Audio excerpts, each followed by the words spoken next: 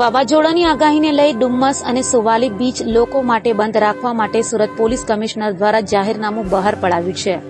સુરત સહિત દક્ષિણ ગુજરાતમાં વાવાઝોડાની આગાહીને લઈ સુરત પોલીસ કમિશનર દ્વારા સુરતમાં આવેલા ડુમ્મસ અને સુવાલી બીચ લોકો માટે બંધ કરાયા છે।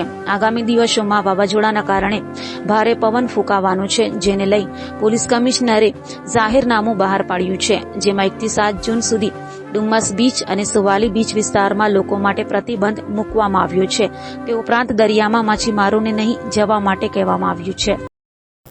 છેલ્લા 2-3 દિવસથી જે વાવાઝોડાનો આસાર આપણને મળ્યો છે ને હવામાન ખાતા તરફથી જે આગાહી છે કે માછીમારો જે છે દરિયો ખેડવા ના જાય અને આ સિવાય સહેલાણીઓ ડુમસ કે સુવાલી જેવા સુરત સિટીને સંલગ્ન જે દરિયા કિનારા છે કે જેમાં પોતાના આનંદ પ્રમોદ માટે પરિવારજનો સાથે જતા હોય છે તો એ ના જાય એના માટે આપણે પોલીસ કમિશનરશ્રીએ જાહેરનામું બહાર પાડી અને તારીખ 1 થી 7 સુધીમાં દરિયા કિનારે ના જવાની સૂચના આપવામાં આવી છે।